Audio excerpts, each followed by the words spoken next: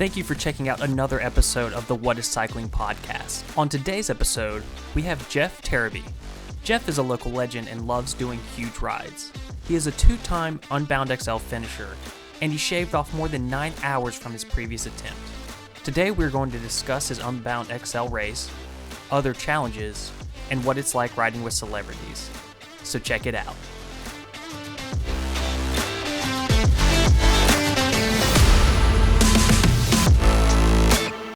So welcome, Jeff. Thank you for being on the podcast, and how are you doing today? I'm doing awesome, Elijah. Thanks for having me. Absolutely, man. So you are well known in the Raleigh area, and that's where I first met you. But I've tracked your rides on Strava, and you definitely break into the ultra endurance side of things. And this podcast is seeming to take place where I'm only interviewing people who do the ultra endurance stuff. So I need to start adding variety in, but not today. We're going to do it. We're going to do it again. So you did Unbound. And so how was the race and how did it go this year? Man, the race this year it went way better than I think I could have expected, especially compared to last year's event. You know, the course was awesome. The weather for 80% of it was great.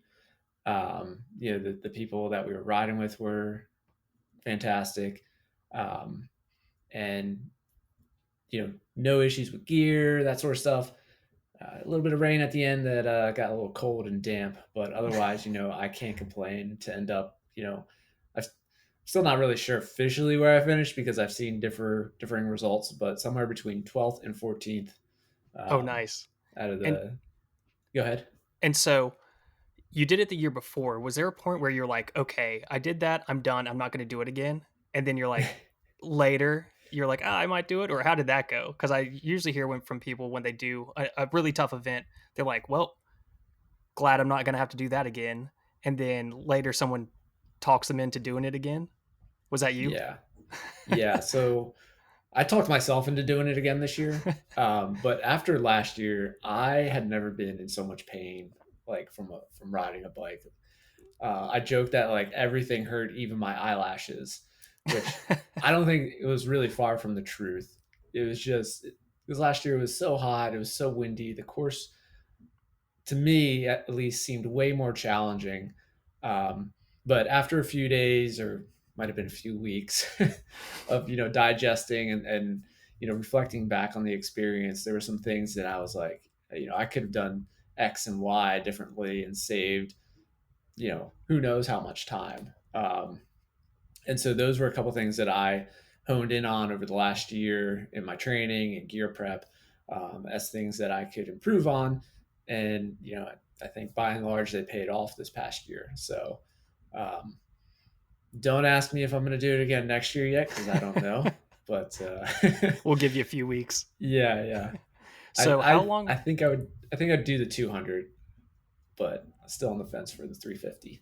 Yeah. So how long after you finished did it take you to start feeling human again? Because I know like after a really tough ride, it's like you were saying, the digestion and stuff kind of takes a while to get back, and your body you constantly feel drained for days afterwards. How long did it take you to feel normal? Yeah, this year was rough. I managed to completely wipe out my gut. So from the time I finished, I was able to stomach some, it was like pulled pork and mac and cheese right after the finish. But after that, like I just developed this nausea and heartburn and indigestion that went on for a couple days, and I didn't eat a whole bunch.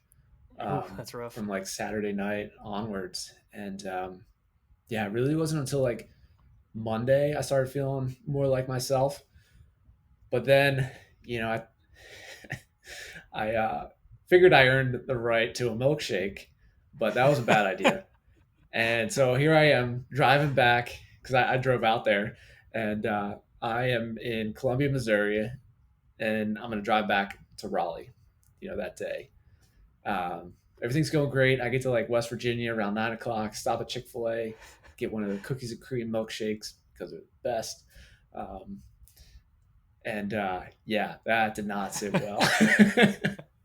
So, awesome. I just blew up like a balloon, and I'll spare some of the more graphic aspects of it. But it took another couple days for things to get back in sync. Yeah, definitely. Um, That happens anytime I have dairy. So, yeah, yeah. And, I mean, normally I don't have any issues with dairy, but yeah, it was just so far gone. So I've been like living on a diet of pre and probiotics and fiber and all sorts of fun yeah, stuff. definitely.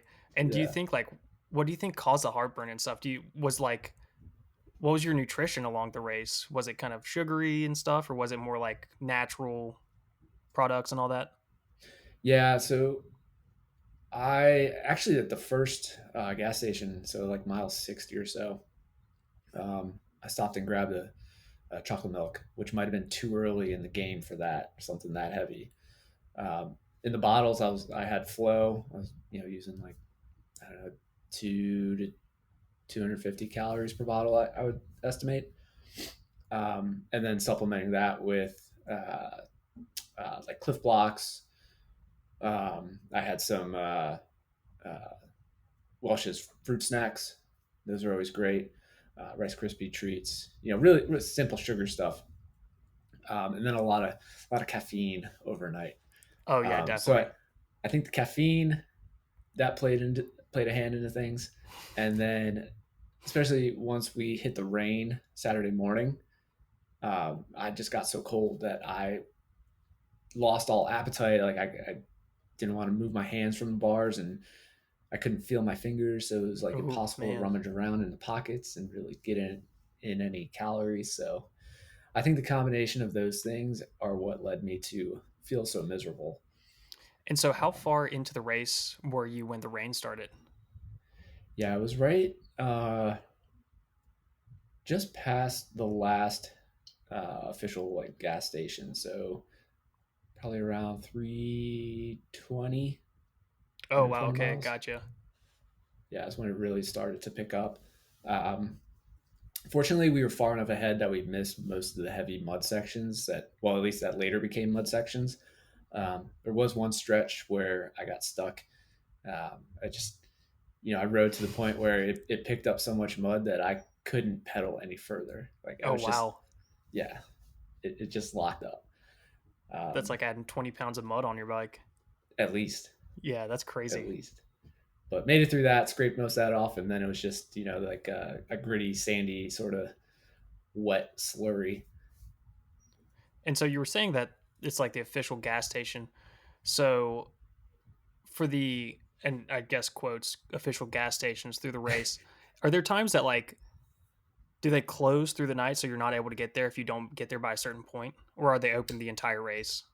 Yeah, there were times, at least in the race last year, that they closed, after a certain time, and they were not 24 hours.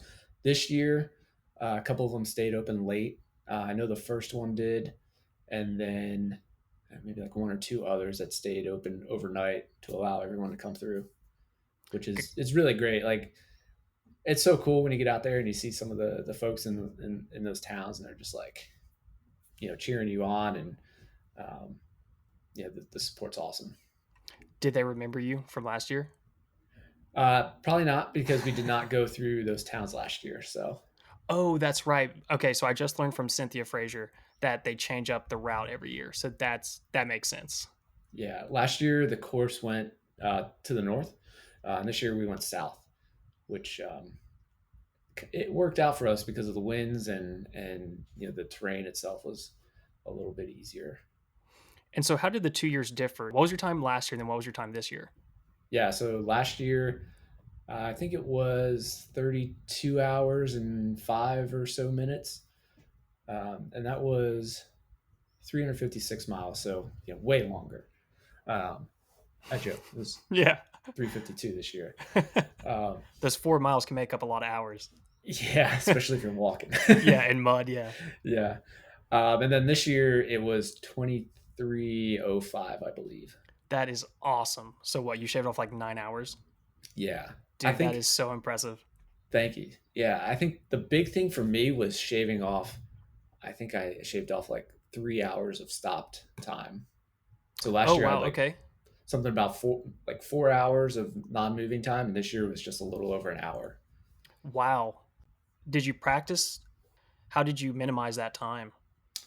It was really, I think it really boiled down to just feeling better overall. Like I wasn't sitting down at the gas stations and just contemplating, all the life choices that I've made up to that point, right? I was just, I was ready to go. I could get back on the bike and start pedaling right away. So that helped a lot. Obviously, not having any mechanicals is always going to be a huge plus. Um, like last year, I cut a sidewall like 12 miles in, Oh no. and with all the um, adrenaline and everything, trying to get it fixed, it would seal and dealing with all that. I ended up losing like 30 minutes right there. But not only did I lose 30 minutes, I lost the lead group. So then I was by myself for a couple hundred miles. Yeah, and that's pretty demoralizing too. Yeah, Like when you're yeah. riding with someone, even if you're not talking, you kind of can vibe off of each other. But yeah, if you're by Hmm. yourself, it really intensifies in your head how much the suck is happening. Yep. It's just like the you're familiar with Finding Nemo. Yeah. So Dory, she's just like, just keep swimming, Yeah, just just keep keep swimming. swimming, Yeah. just keep pedaling, man. Yeah, exactly. That's all you can do. Yeah.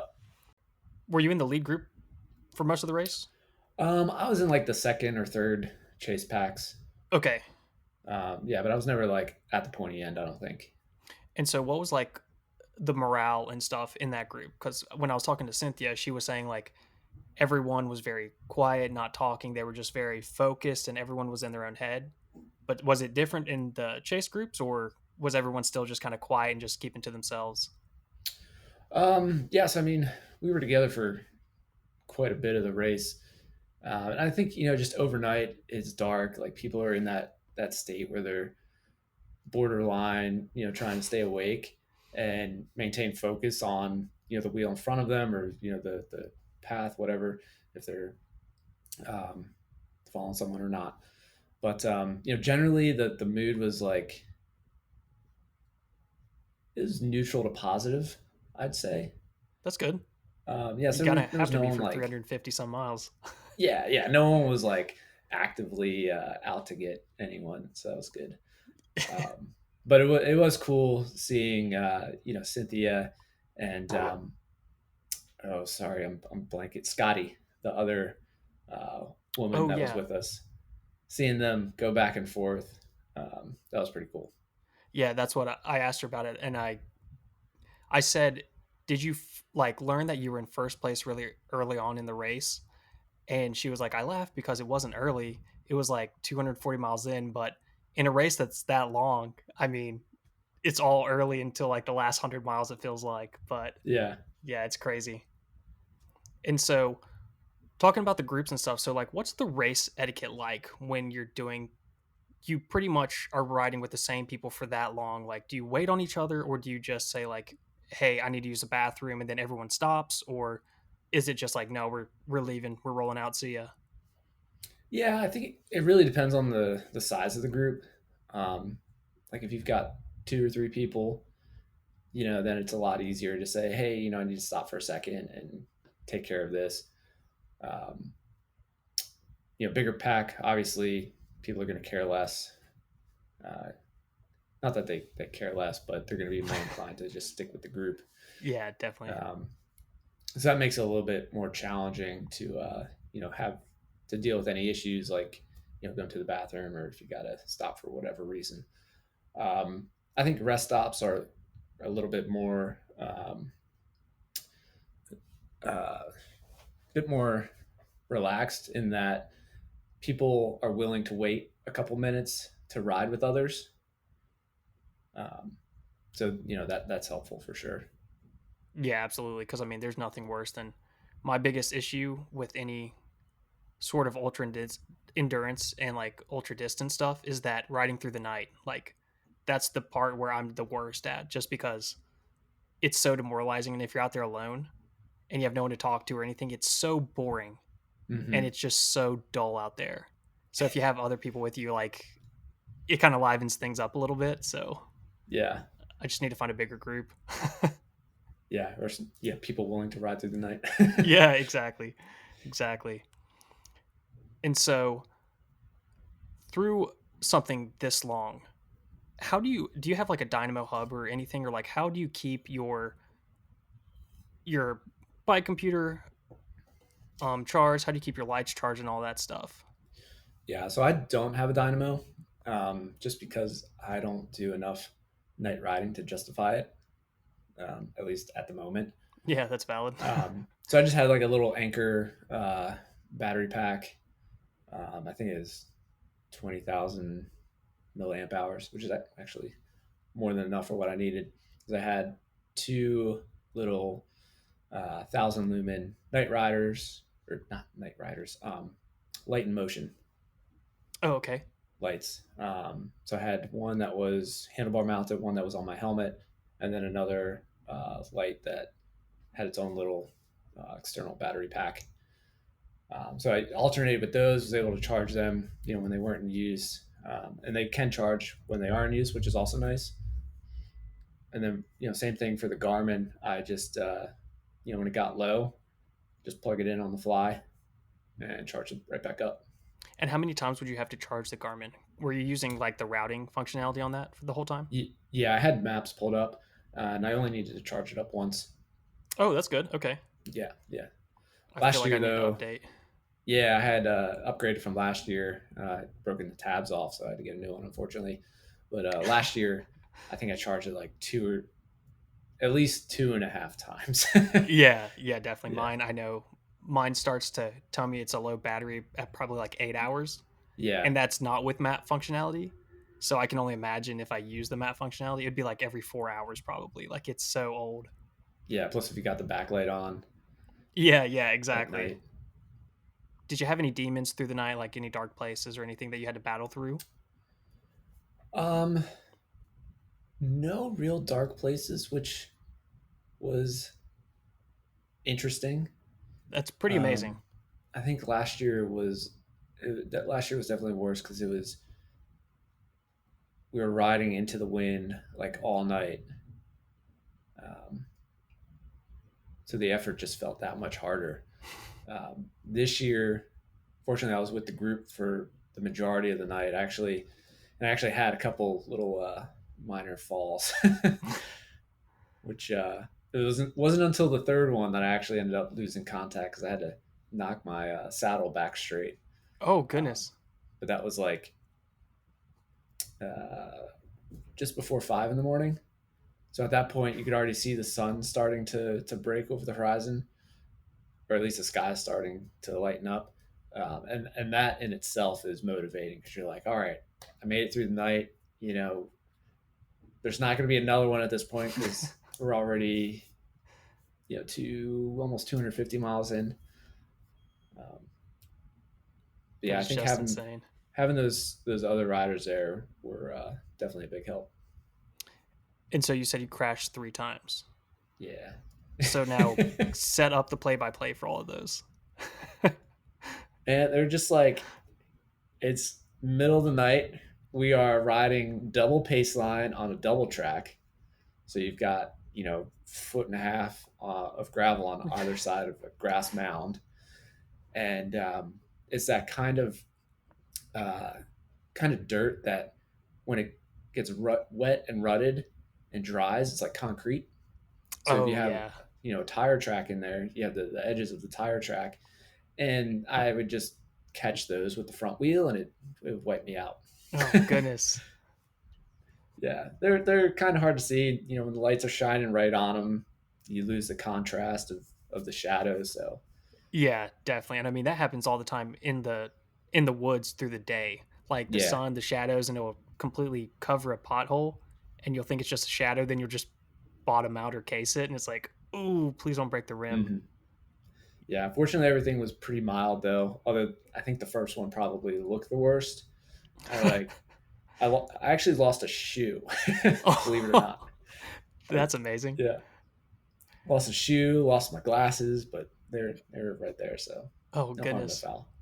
Did anything else happen? Like not to you, but like to anyone else riding around you? Any wipeouts and any crashes? There were definitely a few close calls. I know a couple people suffered similar fates. Not while I was uh, near them. I know Anton Krupicka. He had he had similar, bloody elbow Ooh. going on from one of those deals. And actually, the first time I crashed, the group kind of stopped for a second just to assess, and Cynthia was like, "I didn't realize that my saddlebag was about to fall off." So it's good fortune for others. Yeah, exactly. That's hysterical. You gotta be the test subject, I guess. Just Yeah, to yeah. Someone's got to be the sacrificial lamb. yeah, exactly. Well, I mean, you lost your glasses and it sounds like you're the only one that lost your shoes, so that should stand for something as well. So that's pretty awesome. And I'm glad you didn't actually get like seriously hurt, so that's good. Yeah, no thanks. And so through these races, like because you guys are just when you're with a group, I guess not, but if you're by yourself, is there anyone like listening to music or anything like that? Yeah, yeah. A lot of people listening to music. I brought along a set of headphones, but I actually ended up never plugging them in. Oh, okay. Yeah, I was just like, I had songs going on repeat in my head, so Yeah. So that funny was story enough, about I that. guess. I was doing a 5K in Charleston, the Cooper River Bridge Run, Yeah, and I've done so, that. or was it a no? It was a 10K, right? Because Yeah, 10K is they six do a point four 10K. They miles or might have something. a 5K with that though, but Yeah, I was doing the 10K, the 6 miler, and it was when Spotify first came out, and they were like, "Hey, you can do an offline mode or whatever." And so I was like, "Cool." I made a playlist. I'll download it in offline mode. Apparently, I didn't give it enough time because the only song that downloaded was White Stripes "Fell in Love with a Girl," and so I listened to that for the entire race. So like what 40, 50 some minutes, and I yeah, was like, way I longer than yeah, I can't listen to that song anymore. Like I know all the parts, I know all the instruments, like I know all the beats and everything. I'm like, I cannot listen to that again. could be worse though. At least it wasn't like Rebecca Black Friday or something. Yeah, that's valid. At least it was a good band and a good song. Yeah, But I hate that it ruined a good song. So, but yeah, I didn't know that you could listen to. It makes sense because there's really no one like out there monitoring or anything like that. yeah. But I know for some like A lot of running races they don't allow it. yeah, exactly, and like some like road races you can't do that and all that stuff too. But that's pretty Yeah, cool because I mean you got to have something to take your mind off of the suck. yeah. You're just so isolated out there that it doesn't matter. And so, besides like watching YouTube videos and learning about the terrain, like what's the terrain like out there? Like I know it's like really sharp, jagged rocks and water crossings and different types of like dirt and mud and stuff. Like, what is it like out there? It is never flat. Okay. People hear that, I tell them I went out to Kansas to do a bike race, and they're like, "Oh, it must be really flat out there." No, it's Yeah. not. No. You are either going up or you are going down, albeit never very long in either direction. Um, you do get some longer, more gradual, either up or down pitches.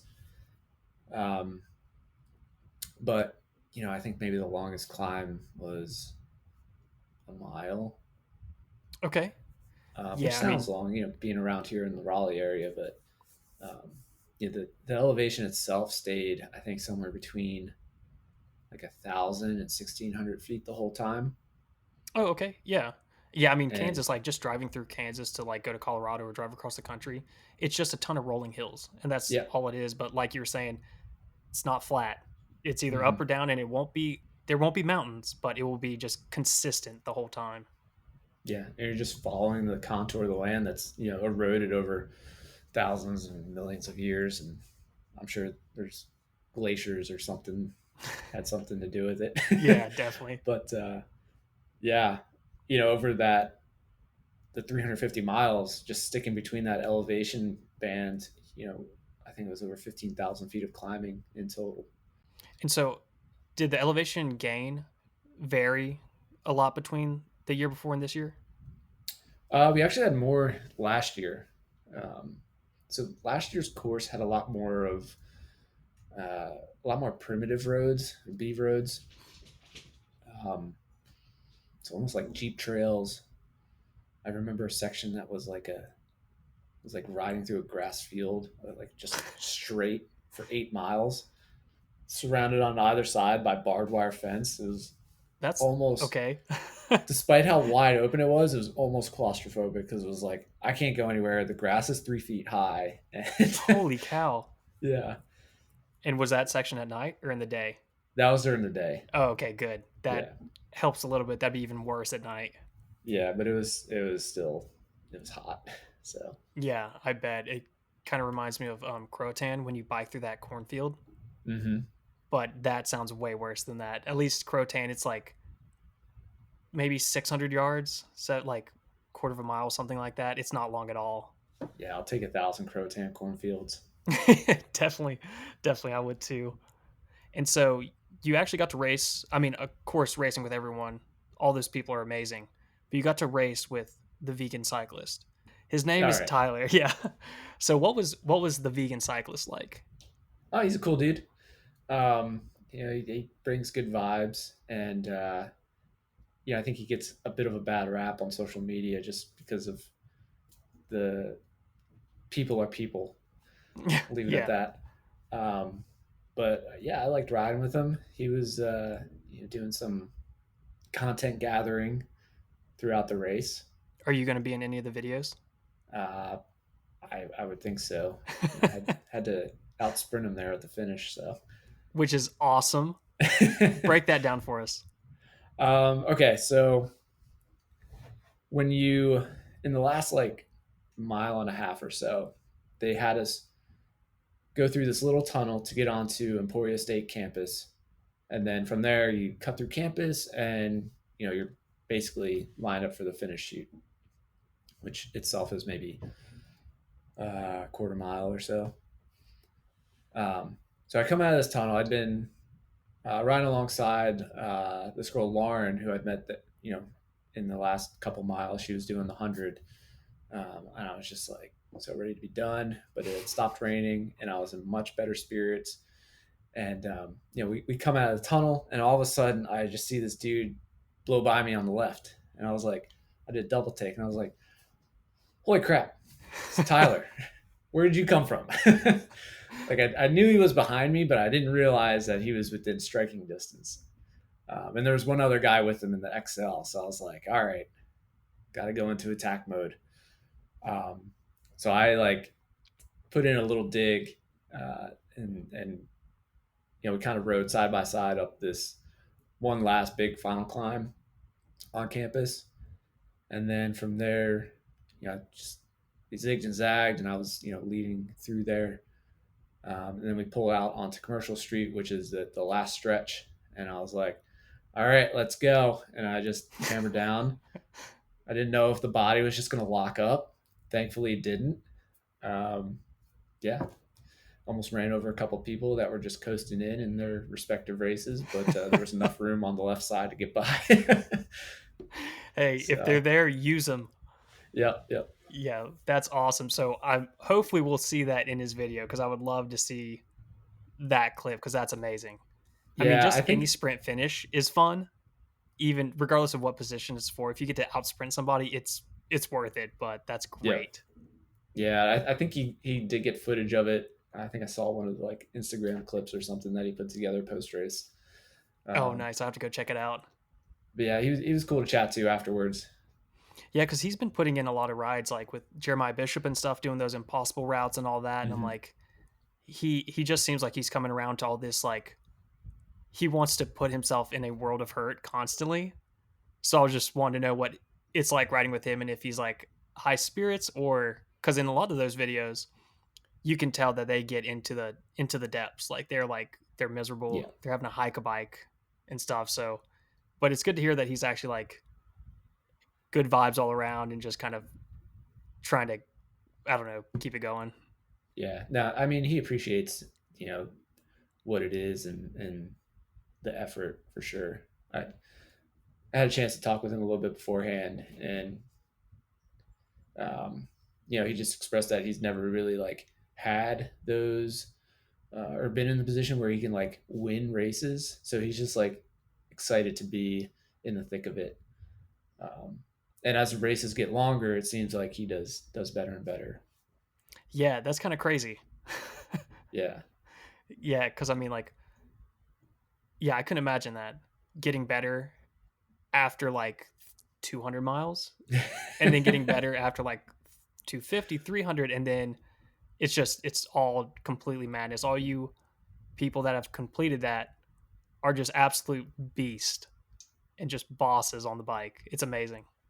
Or we're crazy and need to be institutionalized. Daddy issues and Um, all, yeah. yeah, all that stuff. Sign me up for therapy. No. Yeah, exactly. Do you have any other big races scheduled for this year? Yeah, so right now I've got SBT gravel on the docket. So that is in early August, I think August 9th. Um, so that's 140 something miles out in Steamboat Springs, Colorado. A lot of climbing there. Yeah, yeah, a lot of elevation too. Something like 9,000 feet. So that'll be interesting for these sea level legs. And then a couple days after that, I'm actually planning to do the long voyage at Gravel World in Nebraska. Oh, okay, nice. That's awesome. Yeah, so that's 300 miles. I am kind of up on the fence with that one if I want to stick with the 300, but we'll Yeah. see. I can't remember. I saw there was an older gentleman who did Unbound XL. He did the long voyage and one other race. I was over like 300 some miles, some gravel race. And they're all within like what, 2 months of each other, 3 months of each other. Yikes. And yeah, I mean, he just knocked him out and did like over 1,000 miles in 3 races within 60 days. And I'm like, that Yeah, you, sir, are a champion. That's amazing. that's tough. Yeah, That's definitely. tough. At a certain point, like even just getting to those races is a challenge. Yeah, like unless you live in the central United States, it seems very inconvenient Hmm. to especially to drive out there. And then Yeah. you have to think about okay, you train for the big race, you do the big race, you have to recover, but how close is the next race to that one? And then like that plays a factor in recovery and training for that one too and all that. Like I just don't get it. Yeah, especially, a race like this is a bucket list item for a lot of people. Like it's one and done, but to do two or three pretty much back to back to back, that's a different level. Yeah, yeah. That's the asylum insanity. I told you about this question before we got on, but I want to hear what you have to say about if you were to create a plan for someone. Like you hear the couch to 5K, the couch to 10K, couch to whatever. If you were to do a plan of a couch to Unbound XL, what would be the plan? Yeah. You know, it's you almost need to go couch to XL, like just get up and do it. Because there's the training that you can do leading up to it could just that could ruin you.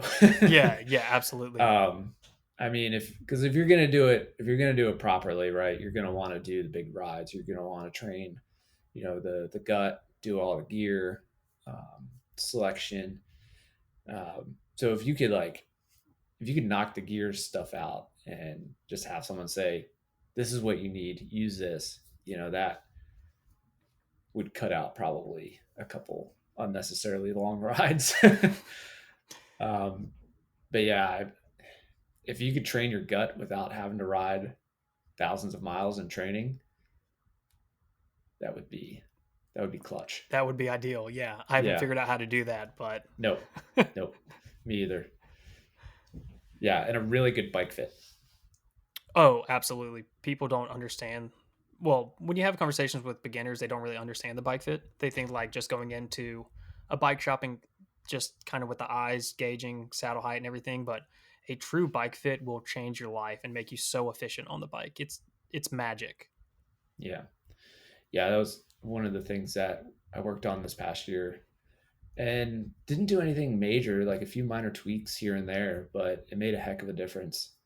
Yeah, absolutely. I know it's funny because it's like there are a few $100 and it feels like all they do is just change your cleat position, but Hmm. really it's so much more than that. But it's definitely worth it. Like I haven't had one in a while, but I would probably do one like every 2 years. Yeah. It's great.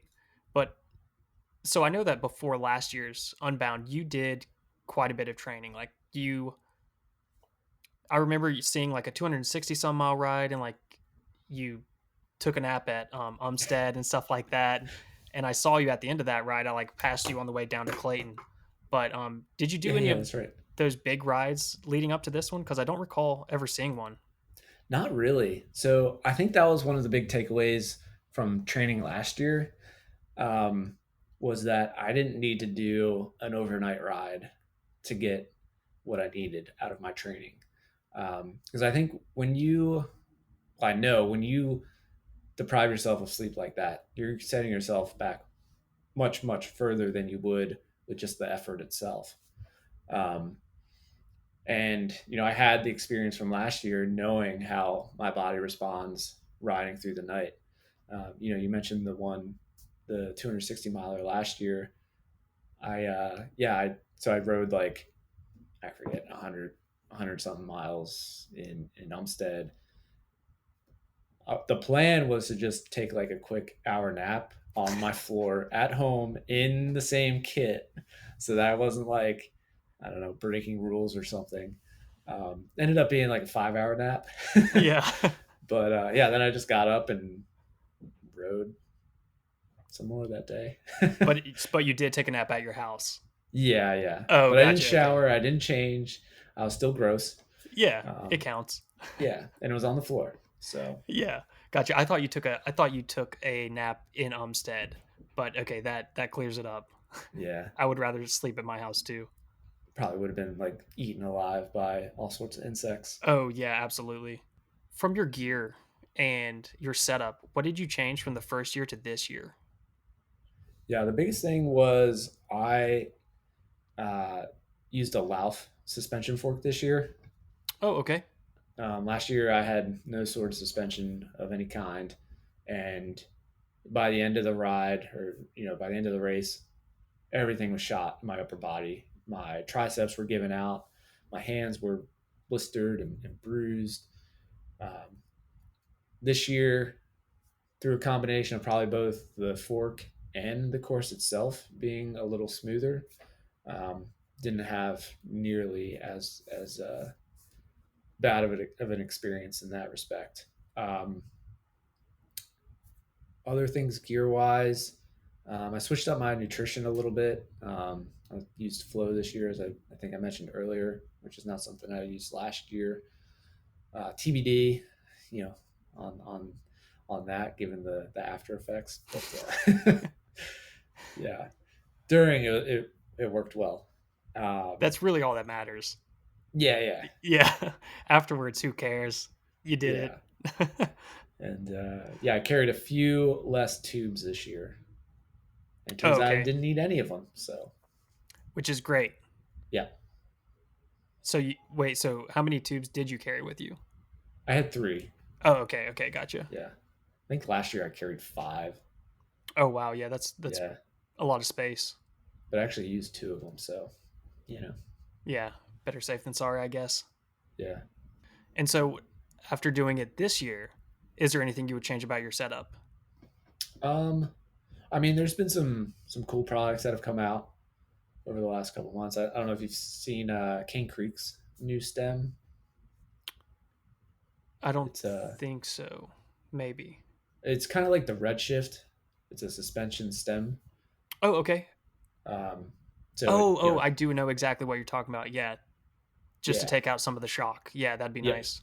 yeah, and so that would probably cut a little weight off. Just getting rid of the fork and using a standard fork. Um, I think I could probably do away with having a third bottle. So I had two bottles on the frame, or sorry, three bottles on the frame, and then a hydration pack, which had 2 liters in it. And I might still try to actually do a frame bag with the hydration pack in the frame and get that off my shoulders. Yeah, I think that was like a Colin Strickland move or something. Yeah, but I mean, it worked out this year, but something I would consider for the future. So do you just keep like water in your bladder and then in the bottles is the mix? Yeah, yeah. Gotcha. Okay, cool. I'll throw some like salt in the bladder just for electrolytes, but no sugar. Don't want Gotcha. to get it all mucked up. Yeah, and I feel like after that long of a period, just that sugar would probably like, I mean, I know that if I don't change up my diet through the ride, my stomach just flips. And then it's like it's hard to digest anything. It's hard for anything to really taste good. Yeah. And so like, yeah, definitely the sugar intake has to be monitored pretty well. Yeah, just and having that water so you can rinse the sugar out of your mouth. That's true too, yeah. With the recovery, besides your digestive tract, what all did you have to like focus on for recovery? I know Cynthia was mentioning like her palms were like trashed and like sunburned the years before or something like that. Like what else did had to recover? I honestly was pretty well off physically. Um, obviously my legs were tired and sore, and If my not, then that's ridiculous. and I didn't really want to sit on a bike at all. Um, but yeah, like I was feeling pretty good after like a day or two, um, and actually left on a cruise the following Saturday. So it was just like forced R&R, which was great. Yeah. Um, so I'm just getting back into excuse me, just getting back into riding again. So trying to get the sensations back. Yeah, I had this, so not the same but kind of. When we drove back across the country, we were in the car. Just driving time was like 38 hours and it Ugh. was like 3,000 miles. And so just the side of my car would make me sick. And I'm like, we need to go to the grocery store. I'm like, we'll DoorDash. Like, I don't care. I'm not getting in the car. I can't even stand to look at it. So I Yeah, couldn't even imagine what it'd be like to finish Unbound XL and then look at the bike and be like, no. yeah. I think the things that I probably struggled with the most, or like had to deal with the most, were the gravel rash, if you will. It's not road rash Oh, because it was yeah. gravel. Gravel rash. Um, I had my left lower shin was pretty marred up, but it's healed up nicely. Some nice battle wounds, though. Yeah, Chicks dig those, apparently, from what I hear. I don't have any, but. yeah, it hasn't worked out. So And so, did you ever have issues with like your feet going numb from all the pressure of pedaling and stuff for that long? yeah, I have definitely. This year it wasn't an issue. Last year, yeah, like I think trying to reflect back here, they hurt more than they were numb. Like my Mm. toes, just from probably clenching them too much. Oh, gotcha. Yeah, but yeah, this year, knock on wood, no foot issues, but probably did or was starting to develop trench foot because we hit the first water crossing at like I don't know 10 miles in, Wow. so we had wet feet for 22 or 23 hours. Yeah, that sucks. Yeah, not fun. And and so at the water crossings, did everyone try to ride through them, or was it kind of like just gauge it by yourself, and then if you have to get off and walk, you're gonna walk, or some people would walk and some people would ride? Yeah, I was kind of gauging like what the first couple people did. Smart. Usually they would try to ride through, and if they made it through, I was like, all right, we're going.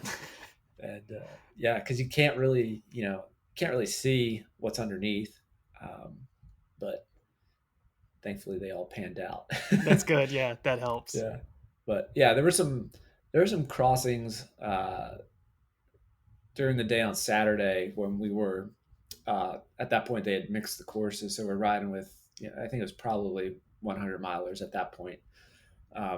We had a lot of people kind of like traipsing around some of the mud puddles and stream crossings, because they were all looking so clean. I don't think they wanted to get their kit dirty. Yeah, be like you have no idea. Here I come, covered in blood and mud and Yeah, spit. I'm sure, you're like just I like just had breakfast. What's up? yeah, just barreling through. That's awesome. And I think that's kind of wild too. Is that because how many there's? I think there's a 50 miler, a 100 miler, a 200 miler, and then the Unbound XL. Yeah, and a 25 miler in there too, I think. Oh, and a 25. Okay, gotcha. Yeah. But everyone finishes at the same finish line, and so Hmm. I think it's crazy. I Yeah. know what type of chips do you all wear for times and stuff?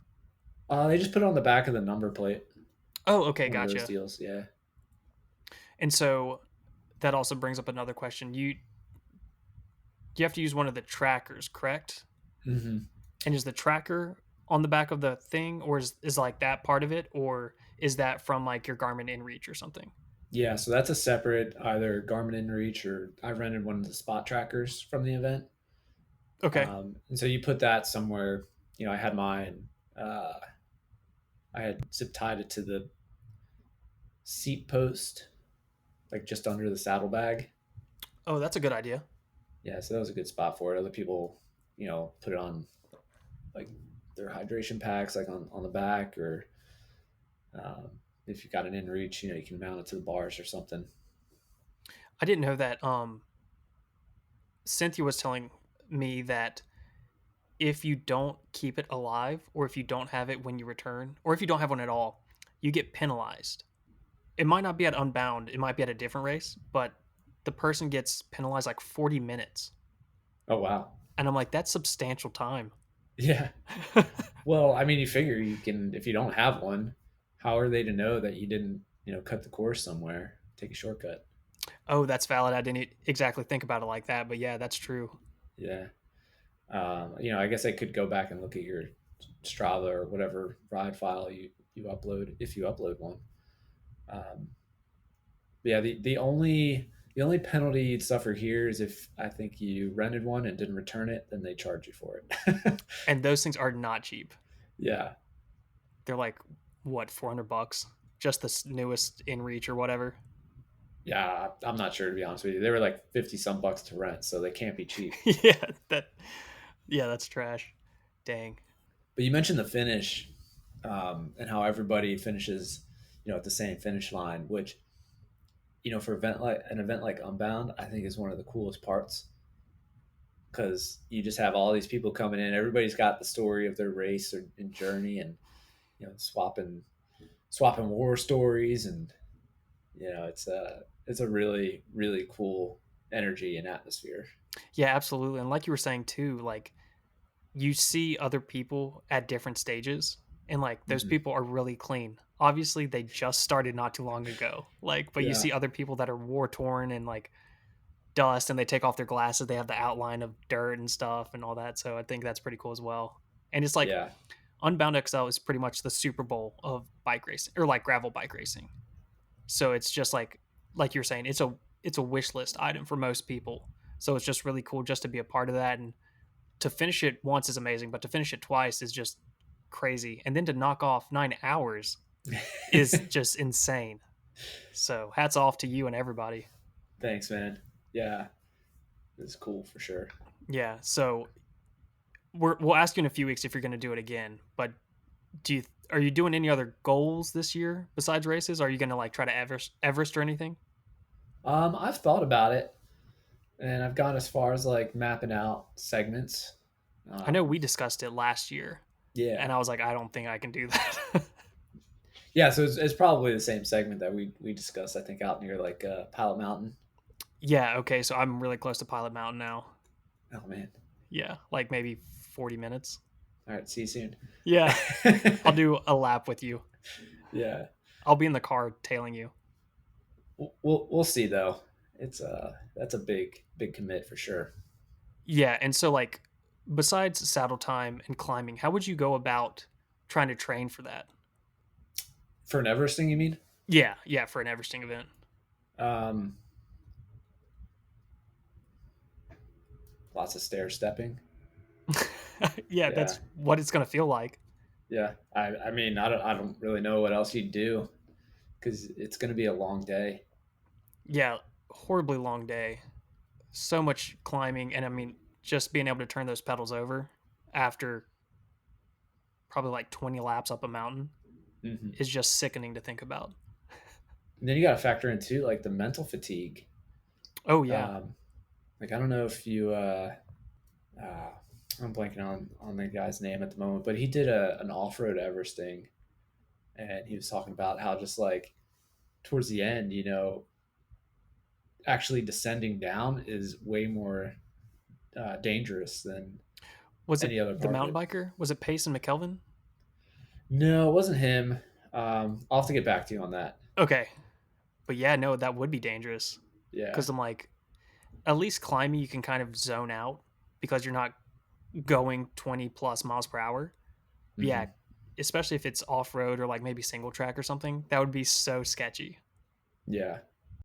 Logan, someone did a fat bike No Everesting way. in the snow, like, yeah, back in February. Like it's not Like, already hard enough right. to Yeah. do that. But yeah, let's do it in snow on a fat tire. Hmm. That's people need better lives. Hey, maybe we need better lives. Maybe we're the ones missing out, you know? That's true. Maybe yeah, I'm the problem. That's fine. Yeah. That's crazy. Everybody should Everest on the weekends. Yeah, on a fat tire in the snow Yeah. or on a fat tire in the humidity. Or let's change it up. Let's go find some sand dunes. Eh? Now we're talking. Now we are talking. Okay, so for all those who want to do Unbound, do you have any bits of advice or tips that you would give them? I think, yeah. It's easy to be intimidated by the length of one of these races. Like, you hear people say, just, oh, it's so hard and challenging, but you know, it doesn't have to be that way. You know, mileage is just a number, and as long as you can get past that number and just focus on, break it up, focus on the effort itself, the miles roll by a lot faster than you would think. And in the words of Dory, just keep pedaling. Um, and it's worth the effort. And so when you say focus on the effort, will you elaborate more on that? Um, I think it's easy to be intimidated by something like that. And man, Do you mean like focus because you're talking about breaking things up too? Are you referring to like the effort that you're in right now? Like if you're like, okay, we just got to get to 20 miles, like let's just focus on that. yeah, Okay, yeah, gotcha. Yeah, making it more into digestible chunks. So you're not focused like and like not with just cycling, but it's easy from like a business standpoint and stuff to like this is what we're going to do, but then allow the scope to grow. And then when it grows too big, it seems unachievable. So you have to make it into more digestible chunks. So I think that's a really good piece of advice. yeah. No, you hit the nail on the head with that. You know, whether it's like I'm gonna get to this next turn if you're on like a 10-mile straight stretch, or I'm gonna get to the next aid station. That is now your primary objective. Finishing is like a bonus at that Yeah, point. yeah. But if you can get to those, then you can change uh, your focus and where it is you're trying to go. And so how did you end up breaking up the race? Like what were your objectives and effort, so to speak? So the way the race was laid out, it was actually pretty conveniently spaced out, such that the gas stations or convenience stores were about every 60 or so miles. Oh, okay. So I was like, all right, 100 or so K is about how far I need to go. I can do that, no problem. Um, and then so you just start crossing those off the list as you get to them. We had one longer one that was like 72-ish miles, maybe a little bit more. That one, I was ready to be ready to be done at that point. But I bet. yeah, I think the hardest part for me though was the last stretch riding through the rain. It was just so cold. I did not bring any warm clothing. So what was me? And what was the Bring some temperature arm warmers, like? folks. What's that? What was the temperature like before the rain? Was it like Um, pretty high, like 80s, 90s, and then it rained and then get really cold or no, no. So coming out of the night, I think it got down into low 60s, upper 50s, that's um, chilly which was it if was you're wet? fine for riding, but once the rain started, it never warmed up, and it honestly probably got a few degrees colder. Oof. Um, so yeah, it's just like a cold rain. Yeah, that hurts. And Yeah, so when you went to the stores, sorry, kind of jumping back to that. When you went to the yeah. stores, were you a card person or were you a cash person? I was a card person, Okay, gotcha. but I had cash. Which would you recommend? Like, which one was easier? Card for sure. Because now I'm Okay. not trying to like shove pennies and whatnot into my bag.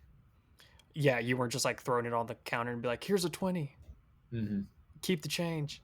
Oh, you could do that, I suppose, and it wouldn't be the worst thing in the world, especially for those folks that are like volunteering their time to stay Yeah. open late. Did you have any issues trying to get stuff? Like Cynthia was saying that some places would sell out of the gallons of water, and then they like she'd be carrying around like 6 individual bottles of water and stuff like that. Did you have any issues with anything or getting food or certain types of things? Nothing too crazy.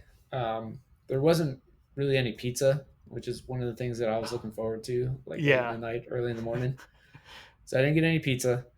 Um, the there was one place that was out of like bottled water, but uh, they had spigots outside, so just Oh, okay, went that's nice. and filled up. And Yeah, you save that money. was yeah, exactly. Um, yeah, other than that, I think it felt like I would always get to a place and the line would be the longest it had been all day, and then that was it. Like I get to the front of the line and then there'd be no one else. I'm like, great. I just wasted 5 minutes of my life here. Yeah. And so do you know if they do the 200-mile ride, do they go past the gas stations too? Or is their So route completely different? um, they don't use those, but they have like um, set up uh, pit stops essentially. So you can have your sport people or team, whoever, go out there, set up. You come through, swap bottles, and you can take a break, do whatever you need to. But you've got like essentially full support. Gotcha. Okay, that makes sense. All right, so when you finished Unbound, how do you reward yourself once you wrap up something like that huge? Do you go and just spray champagne on someone, or like, what does Jeff Terebey do? So I did not have any champagne in my finish line ceremony celebrations, but I kind of just stood around for a couple minutes trying to like get my legs to stop trembling. From the Um, cold? well, I don't know if it was a cold or just like sprinting on dead legs, Oh, that's right. I haven't even thought about it like that. But yeah, but yeah, they that'd were be an just like interesting feeling. shaking. Yeah, and normally if I was feeling good, last year I had a burrito and a beer, which was amazing. Yeah. This year I was like, I don't want anything. I can't really move right now. um, I was like getting changed in the parking lot and just covered in mud. So there's like this stream running down the gutter, and I was just like rinsing out my socks in it, like a despondent person. Just my parents are like, "What is wrong with you? What are you doing?" You don't know what I just went through. Yeah, yeah. So yeah, this year it wasn't very celebratory. It was more just like, "Am I alive?" I get that, yeah. And so, do your parents live in Kansas? No, no, they flew out. They actually live in New Jersey. Oh, okay. And so, what did they Yeah. think of the whole experience? Have they been They to one of these types of races for you, or no first okay? time for them. Oh, that's Yeah, exciting. yeah, they enjoyed it. I don't think they enjoyed the rain, you know, that they had there in Emporia for a couple hours. But I was like, you guys could have gone inside.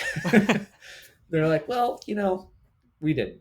And I Yeah, was we like, didn't know when you were going to show up. okay.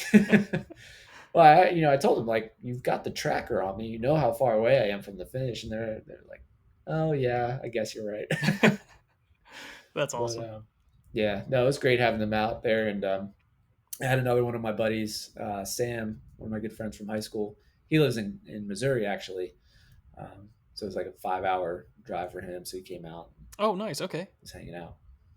Yeah, that's cool. It's nice to have that kind of morale there too, or that support Yeah. system there. Yeah.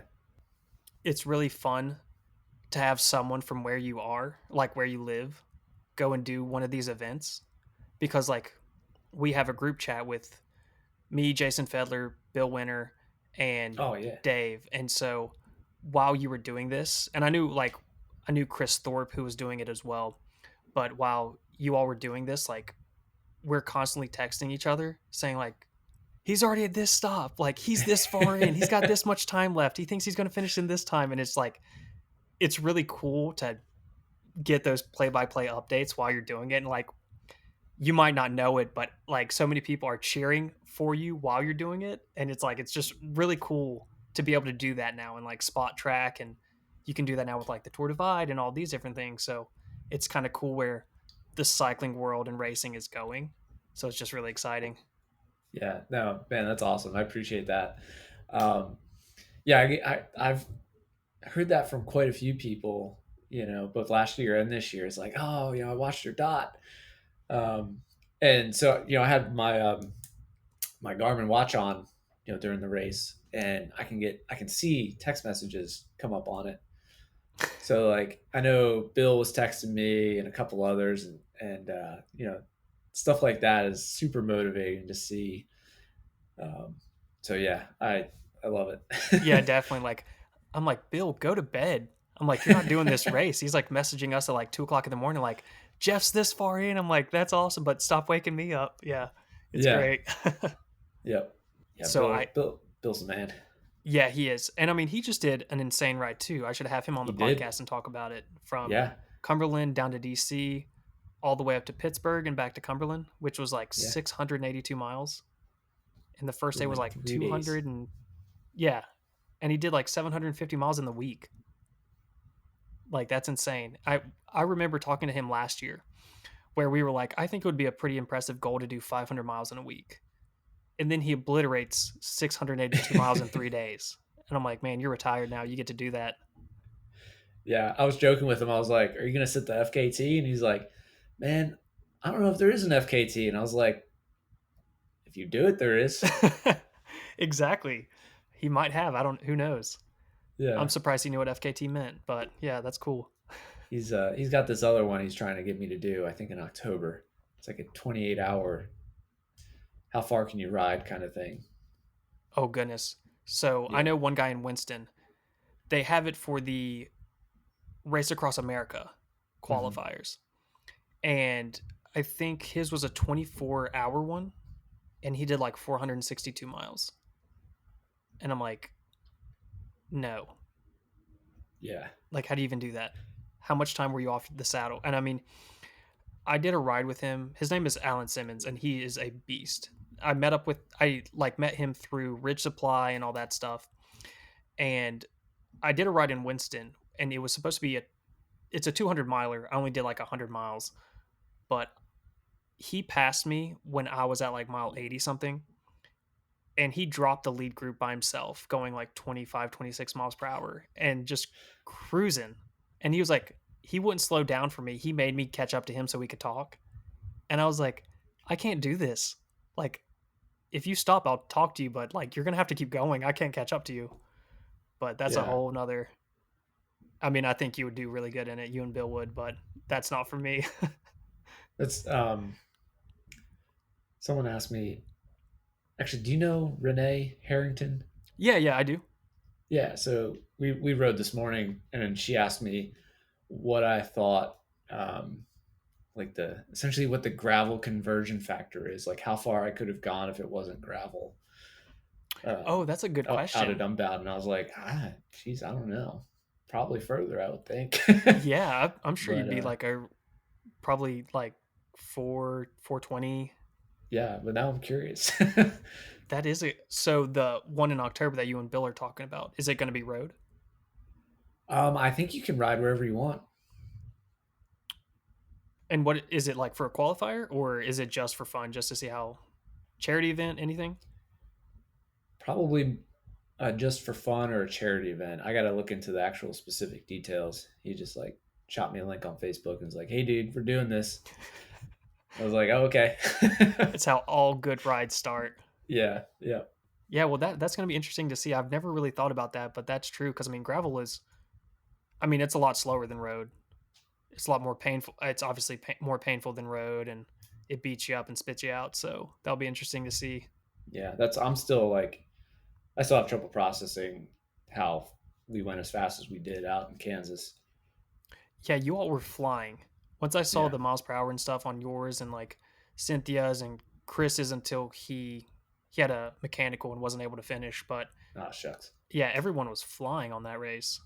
Was it so it was a tailwind going down south, correct?